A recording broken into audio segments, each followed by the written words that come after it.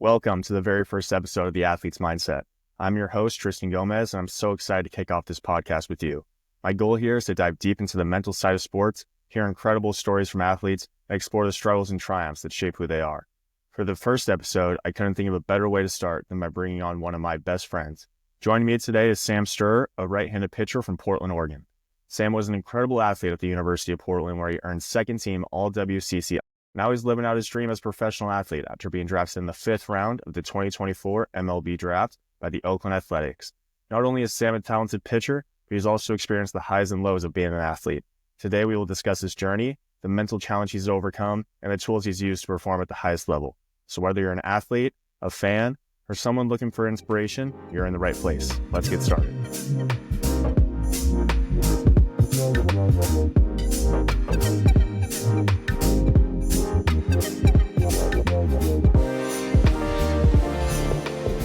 Sam, welcome to the podcast. How are you, man?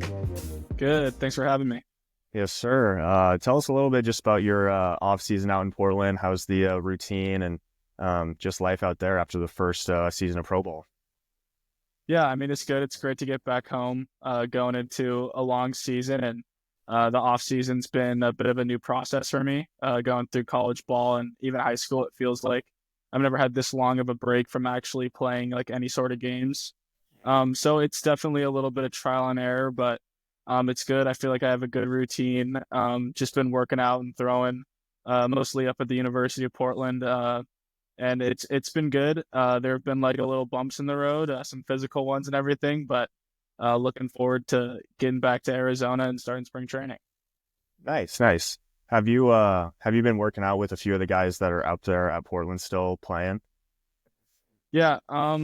I tried like not really to interact too much. I don't want to step on any toes, but I'll throw with some of the guys. And we had 2 guys that got drafted last year with me, Nick Brink and Joey Gartrell. So threw a little bit with them. They both left. So now I'm just trying to find catch partners along the way, but it's good. There's a good setup there.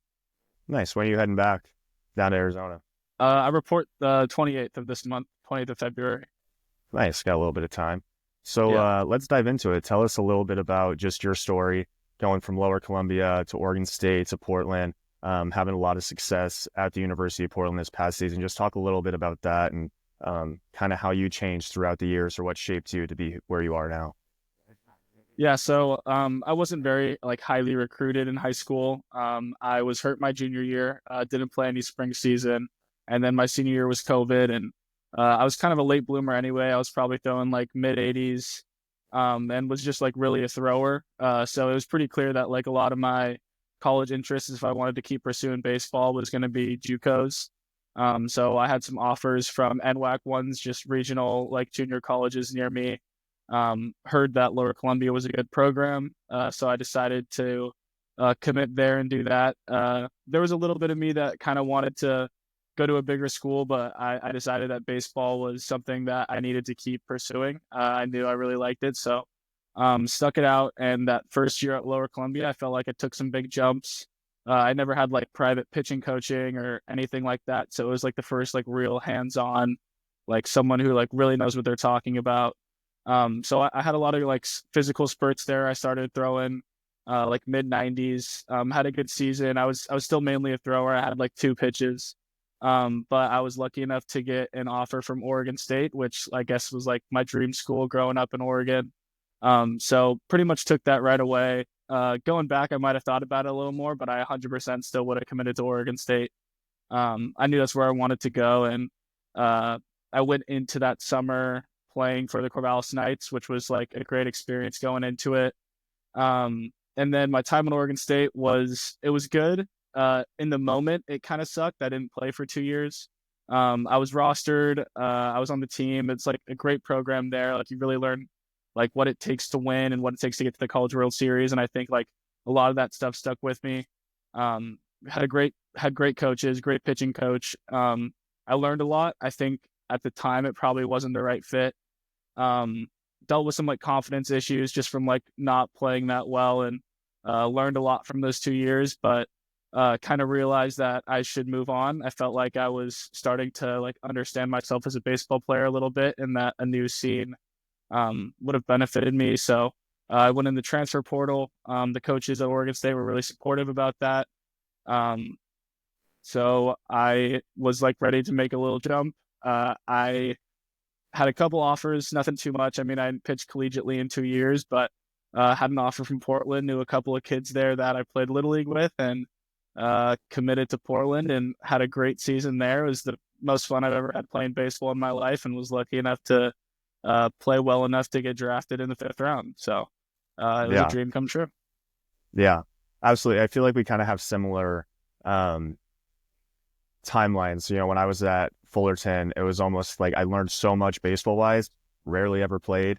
But I almost had like a mindset, like going in there, like I didn't have the confidence that kind of I had at the University of Portland. I feel like I almost was nervous for practice every day. I didn't want to mess up. I didn't want to get blown up by a coach or something, and had just kind of a negative mindset going into everything, which would just made it tough to have any success. And then, like you said, ended up at the University of Portland. I feel like just going there and just having kind of a just fresh start, having a new set of confidence, I feel like that kind of just set me a step ahead of where I was, and just having a way more positive mindset and a positive group. What do you think kind of just was that transition from Oregon State to, not playing a whole bunch to being able to end up at Portland, where you just developed that confidence and kind of had success right away in the fall? Yeah. So I think I like really had to learn how to like deal with failure. I think that was something I was never really that good at. I was always on like teams in high school that I was probably like a little bit ahead of everyone, like baseball talent wise. I didn't really have to worry about like anything like that. And then in JUCO too, I felt like I had hit a lot of jumps where I could compete right away. And then at Oregon State, for some reason, I just went into it like almost feeling like a bit like I was a fish out of water. And then in the fall, I also had like a little bit of arm discomfort my first year that like I was started throwing slower. And at the time, I thought that's like who I was as a pitcher. I was like, I can actually throw the ball pretty well and like spin it. And when that went away, I felt like I didn't really have much to go on. And then, it kind of just like dominoes from there, and like my location gets worse, and then my confidence and everything gets a little worse because I feel like there's a little more eyes on me.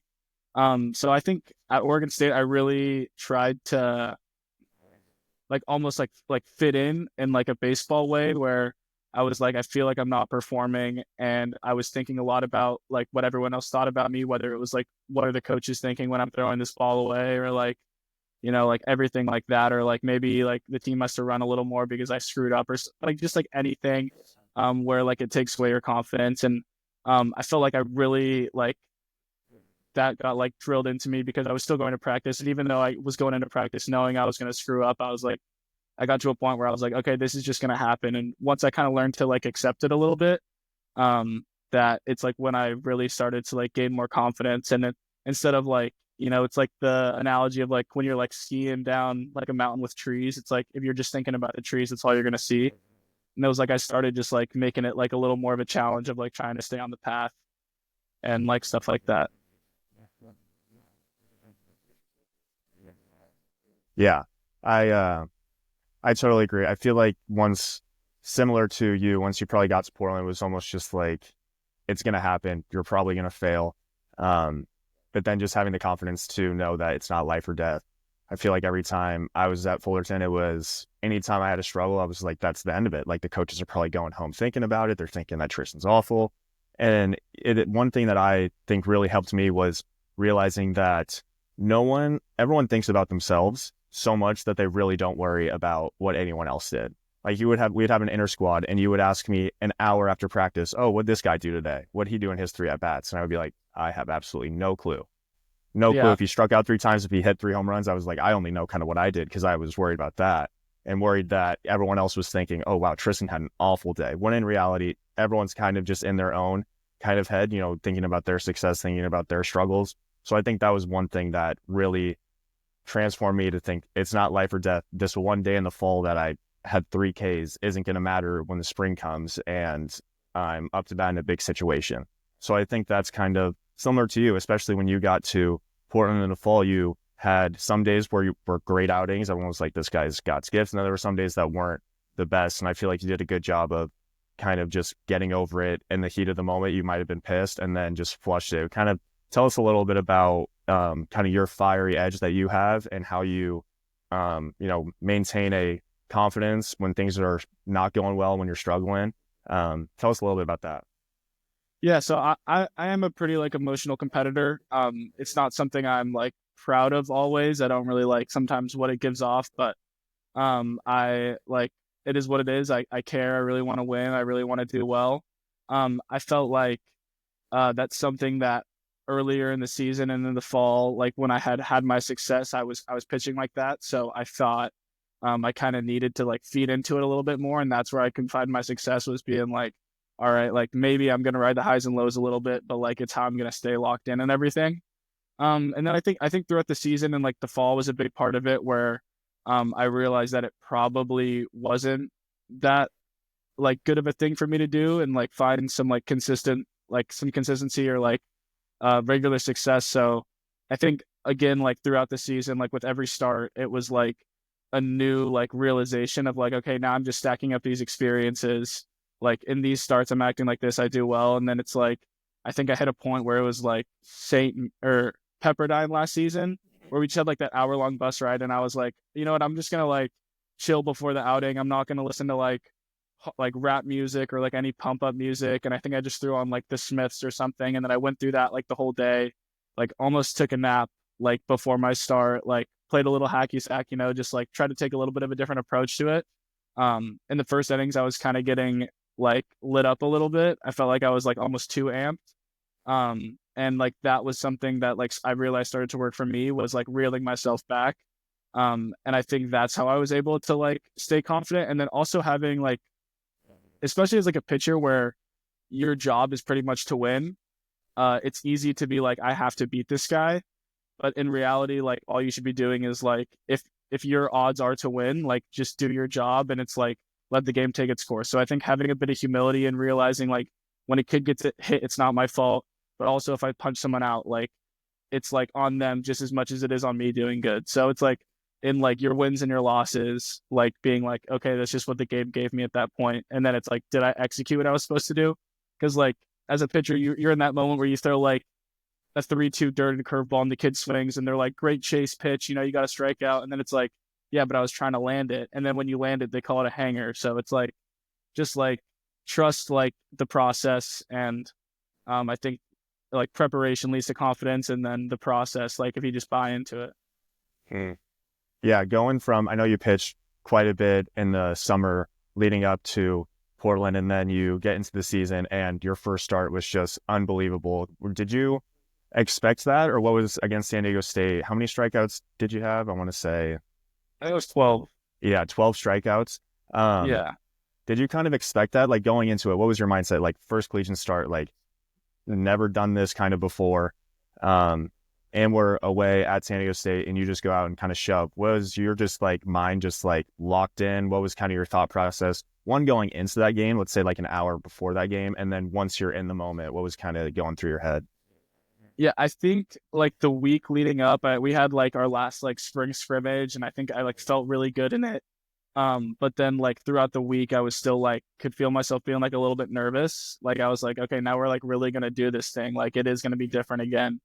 But I feel like it was on that Friday game where I was just talking in the outfield with like one of our guys, Brock, and we just had like a conversation about like kind of like this, where it's like a little bit about confidence. And he was like, where are you at now? And then after that, I was like, you know what? Like everything I just told Brock, like, is like the exact opposite of what I'm doing right now. Like I'm nervous for the start and everything. And like, I'm feeling like it matters. And I think it really helped me like go back into the moment of being like, okay, like whatever happens, happens. And then it was also like a pretty good combination of, I did have a lot of emotions. In that game, I felt like, like I hadn't done this in 2 years. Like I was definitely ready to go. So I was pretty fiery. I felt locked in and, it was definitely a fun one to be part of. So it was good. It was a sick game too. Yeah. Did we win was it in extras in that game or was it just the ninth inning? It was something crazy. Yeah, it was extras. It was like 0-3 and then like 3-3 and then like Christian hit a homer or something like that. It was such a fun game. Yeah, I didn't think that game was ever going to end. Yeah, I remember watching because I was at first base that game, and I remember guy hits he was kind of chirping a little bit to you. Guy hits a ground ball to me, I flip it to you, and you kind of just like stare him down. I was like, in my head, I was like, this guy's a dog. Like this guy, he doesn't care who is in the box, who he's facing.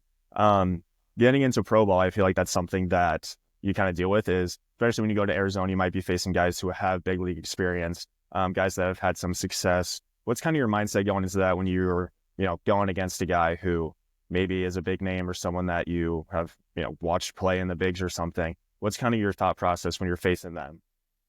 Yeah, I mean, it's pretty fun. I only threw a couple of innings when I was in Arizona after getting drafted, and I got to pitch to a couple of dudes with big league experience, and like I didn't know anything. They don't tell you anything like that before going into the game. It's like those are pretty like bullpen outings, so they're just like, we're gonna call these pitches, like we're gonna try to win like our 1-1s, whatever the goal is for the day. Probably a lot of heaters, a lot of changeups. And I could come out of the outings and be like, who was that guy? Like that was that at bat. Like, you can just kind of tell a little bit. But it's fun. I think it really like shows where you're at. And you also like can not like compare yourself at all, but like see you're stacking up. And like I think the important thing is like to not change anything. And like you'll probably get a lot of confidence from it. It's been a new experience, just like pitching in general. I mean, like the zone's different. Wood bats are very different. Defenders are different. I think in like one of my first outings, some kid put a ball I thought was like easy gap shot double, and like our center fielder just like tracked it, and I was like, okay. Like I was like about to back up third before the ball even landed, and I look back and it's caught. So it's new, but it's fun, and if you like make it a challenge, it's always going to be good.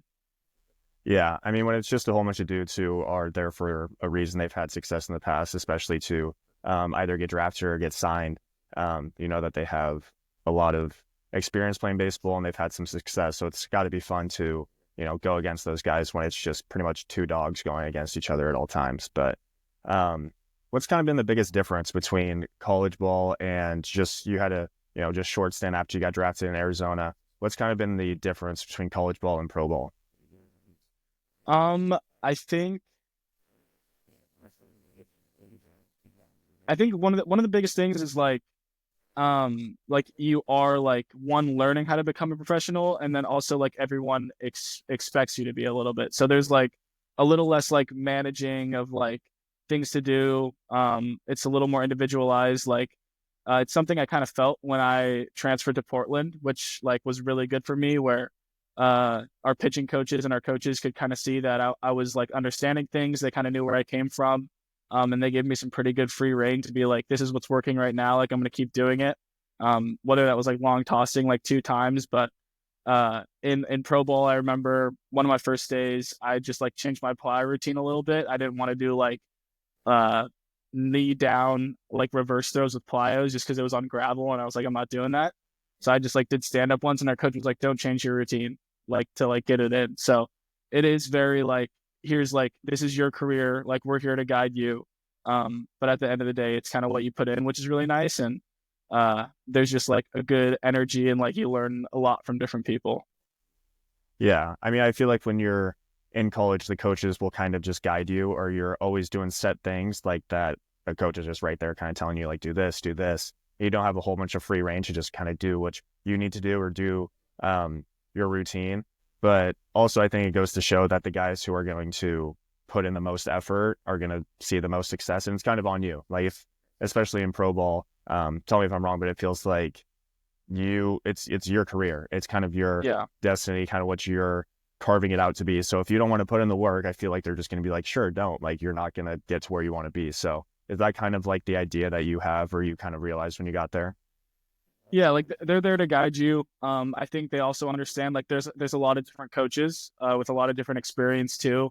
And I think they even understand that like people react to different things. And especially when there's not like one coach for like each given thing, it's like really easy to not have like, it's easy to say like, oh, this doesn't feel good, like, because they will listen to you. A lot of them played and a lot of them didn't, but have been around like a lot of different people. So, like they understand that. And I think there is like a want to grow in the organization. Like you can like see it. And I'm sure like it's that like that in a lot of places, but like organizations are adapting with like how the game's changing and like what works. And they're just going to try to like get their players to understand that. And like, they don't really care how it is, but it is like a push and pull, like you profit, they profit. And like, maybe it is a bit more of a business, but there's definitely still a relationship there. And I think everyone gets better.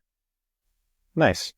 Yeah. Do you tell us a little bit just about kind of the mental side when you are on the mound? Let's say it's not your best outing, you're having a tough first inning or something like that. What are kind of your cues or strategies that you use just to kind of stay focused, flush it, not get too down on yourself, not, let it just snowball effect into just more struggles?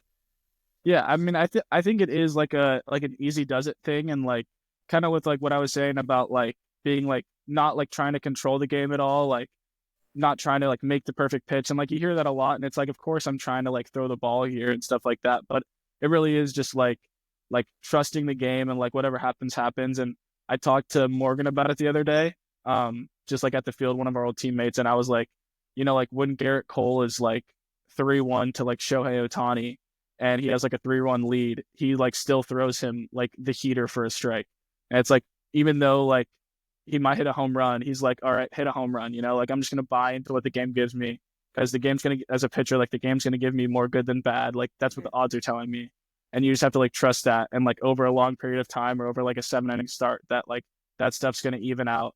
And you just, if you keep buying in and you allowed 3 runs in the first, you're probably not going to allow any more through like 5 or something. So really just trusting, and having like humility with like the losses and the wins, like I said. But it is like an interesting thing, and I think people like go about it in different ways. But just like as long as you find like what works for you, like there are people that are like very intense competitors, or like want to make it a 1v1 thing, and they like dice. So it is what it is. Like as long as you can find what works for you. But that's kind of what I found, where it's like not like taking the responsibility off my shoulders, but like just trusting that like with the good and with the bad, like I just have to do my job. Yeah, absolutely. I feel like, I mean, kind of like you said, there are some guys that'll just say like it's a one-on-one battle. I feel like in baseball, especially, there's kind of this huge kind of imposter syndrome where people are like, I want to be like them. Like, this is what I'm going to do. And it just totally does not fit into who they are, or like how their body works, how, their success is going to play out. When you were at Oregon State, you kind of touched on a little bit, is caring about kind of what the coaches were thinking, what other guys were thinking. I know some people, we've even talked about, like almost just want to look like they're good. They might not be good. They just want to kind of show that they, play Division I baseball, or they're in Pro Bowl, but they just are more doing it for show. It's just because they care what people think. Talk a little bit more about that, and how you kind of strayed away from that, or and also how that kind of negatively affected you while you were at Oregon State, or just throughout your career. Yeah, I mean, it is such an interesting thing. And like, I feel like it is pretty easy to see, like when you see someone like trying to like live to an image. And I talked to Ferrati about that, because I think he mentioned like some quote last year where he was like, try to like do the thing, like not be the person, where it's like, if you're like just trying to like go after an image, then like you're like cutting all these like little steps to get there. But it was a big thing for me at Oregon State. I felt like I really, like I said, like you're at like a national powerhouse, like you really feel like this need to do really well. And it's not something that like I really remember like getting over. I think it helped a lot that like once I started to like get past my own fear of failure, then like I didn't really like care like if other people thought I was failing, because like I kind of like changed my definition of it in a way. But I remember talking to like Jarv about that and everything, of being like, I think like that was the big hump for me, of like not caring like what other people think, and like just understanding that like you are going to be your own player, and like also what's happens. And just like being true to yourself in a way. Like I think when I was struggling, I also like even wanted to deny like that I was struggling in baseball. I was like, no, like I'll be fine. Like I couldn't, like there's no way I could like not be able to do this stuff that I can do. And then once I was really like, okay, you know what, like this is where I'm at right now. It is what it is. Like I'm not hiding anything from anyone. Like I mean, like your shell's kind of broken. Like it's pretty hard to like not be vulnerable, and then you can build back up from there. But like I don't think people need to go through 2 years of struggling to do that. I think it's probably something that I needed, and that's why like I'm grateful looking back on it. And now I feel like those like little blocks too like are a lot smaller, because I feel like I have been through a lot earlier in my baseball career. Yeah, I totally agree. And like you said, how some people don't need like 2 years of struggling, but also I feel like plenty of athletes don't, like you said, is they're not telling themselves that they're struggling, like almost just lying to themselves, like, oh, everything's fine. I think also once you realize that you are struggling, or you realize like these are learning experiences, I feel like it makes it so much easier. Because I feel like when you're playing, or let's say when you were at Oregon State and, things weren't going well, you're almost just thinking this is just failure, Right. instead of thinking like, oh, this is a learning lesson. This is another learning lesson. And then I think that takes a while for a lot of athletes to understand. And I feel like very similar. Not until I got to Portland was I like, oh, I messed up. Now I know this. While before, all I thought was just negative thoughts. So I think it's kind of nice to also the experiences you said as well, is you were at 3 different schools, met a whole bunch of different people. Do you kind of enjoy that you got to have those different experiences, meeting those new people, and just kind of see like different, ways of coaching, different ways of life in different places? Like, is that something you enjoyed? Yeah, 100%. Like I said, I liked all my coaches at Oregon State. I had a really close relationship with the pitching coach there. Like, he's someone that like knew I was struggling, and I felt like I could talk to him about it. So for my time there, like he was a huge supporter, and I think when I was there, I was probably a little like young, arrogant, and like probably a little ignorant, thought I knew like more than I did. And for like what a lot of the stuff he was like teaching me and our staff, I don't think I was ready for that kind of stuff. And I think now I would have like way more to talk about. And I think I've been in a place where I've like been able to understand a lot more things, and also that like there is a lot more to learn. But and like you hear it a lot where like people I guess like don't really get along with their coaches, but I think the important thing is to like one, like respect them, but also like you are your best coach, like know that, and then have those conversations. So uh it was like that was like an important thing for me to understand. And also like the like support and like free reign was huge when I got to the University of Portland.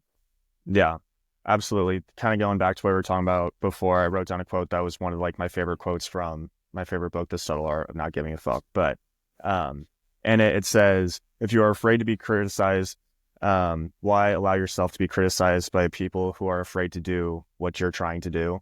Which I think like you said, is if you're afraid to be criticized when you were at Oregon State, or you're trying to show people that you were doing fine, you're totally fine, then, why be afraid when they're not the ones doing it? I mean, unless it was guys on your team, but if there's other people, if friends back home or anything like that, like why be afraid when they're not making the efforts or taking the risk that you are? And I mean, I think going to Oregon State first is just a huge risk. And then even just when you enter the transfer portal, you're just saying, I'm going to bet on myself somewhere else. So were you afraid or kind of like nervous going from those transitions? I know you said from Lower Columbia you were a little bit to Oregon State, but were you when you were going from Oregon State to Portland?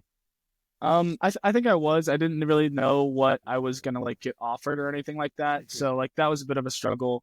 But I also like had a feeling that I didn't have going into Oregon State, and it was that like I was just like so ready to get better. It felt like at Oregon State, I like just wanted to be better. I was like I want to be good.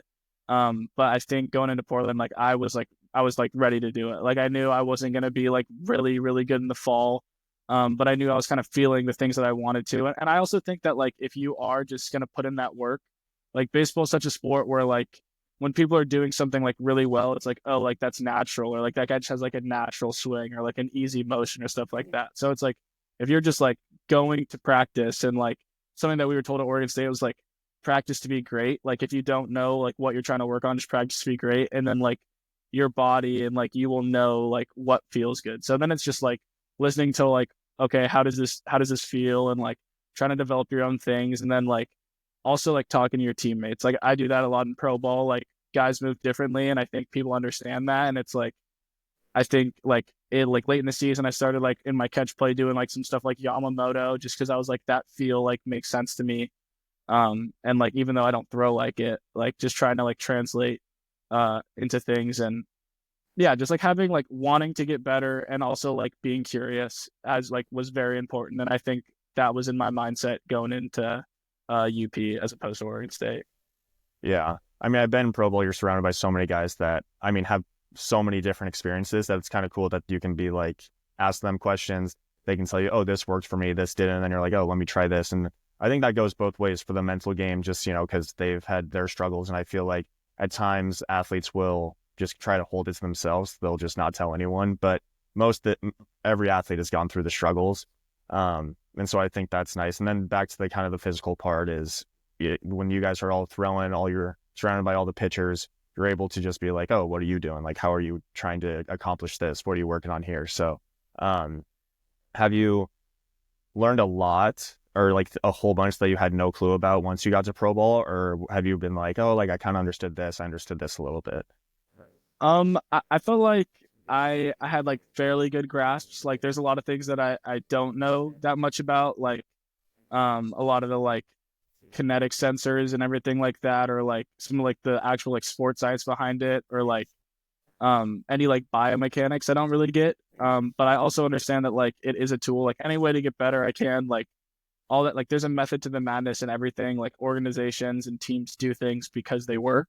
So it's like, don't be afraid to like try something, and like don't be afraid for something not to work. So like listening to stuff like that, like if there is something that like I can get a little more like power doing something, like I'm gonna try it out. I think like learning more about like pitch design and stuff has like really helped, and it's also, like given me another set of confidence. Like when you learn about like, okay, if I just make this really good, like like you can throw it somewhere. And I think that's a lot of like the preparation, and then like the game is really just going to play it. But like there has been like a lot to learn. And it has been like at times like I don't really know like what to do, but even like going into pro ball, I thought I was a supinator. Like I've always been able to throw a slider pretty well. I've always been able to spin a breaking ball really well, and I've never really had feel for a changeup. So I was just like probably not good at pronating the ball. Like my fastball doesn't get that like much horizontal run on it. So that's something that like I was like, hey, I kind of want to throw a splitter. And then pretty early on, they were like, no, like you're actually like really good at pronating. Like you should just throw a changeup and trust it a little bit. And then it became like one of my favorite pitches in Arizona. So it's like little things like that where it's like sometimes you do need a little pat on the back and being like, no, you can do this, because like now I just like want to throw a changeup. So it's like being ready to learn, like having an open mind, but like also being ready to like be wrong. Like I thought I was gonna have to throw a splitter, and like now maybe not. And then maybe I lose feel for a changeup and I will have to throw a splitter. So it's like being ready to adapt, and like always looking to get better. Yeah. I think that kind of goes to show a lot that you just said, like you were able to throw a slider, weren't pronating great, especially, struggle to throw a changeup early on. And then you get there and they, use all this technology and use all this stuff. And they're like, actually, you can do this. And then that pretty much just like instilled in your brain, like, oh, yeah, I can.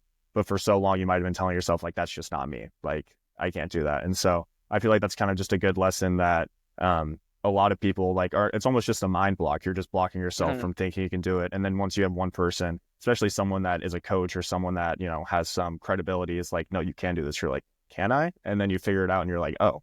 So I think that's kind of a good lesson that, more athletes should just take, is like when they're telling themselves they can't do something, is it really something they can't do, or are they just saying they can't? So yeah, I think that was pretty good. I think like you surprise yourself a lot. Like I remember when I used to like play defense and like was actually in the field, like if I wouldn't dive for a ball, like I had a coach that was like, you should just like dive, like you might surprise yourself. And I remember just like starting to dive, and like, yeah, like sometimes you go like ones where like you have no chance to do it. Like maybe it's like you just did it to do it. But then every once in a while, it's like you would come up with a ball and you just be like, no way. Like, or like just like, yeah, like if you just say like you can't dunk a basketball, and if you were to like go out and try to dunk a basketball like 20 times, like every day for a year, like you're going to get closer to dunking a basketball, even if you do like nothing else. Like just show your body like what you want to do. And if you keep grinding it, like it should like adapt. Yeah. I think I saw a thing that was like 18 minutes a day of just working on one thing, one hobby, one habit, leads, I think, to 100 hours over a full year. And then you're pretty much an expert on it, or more, have more expertise than like 95% of the world. So I feel like there's something that goes to show, just like putting your mind to something and just having that idea that I can do this.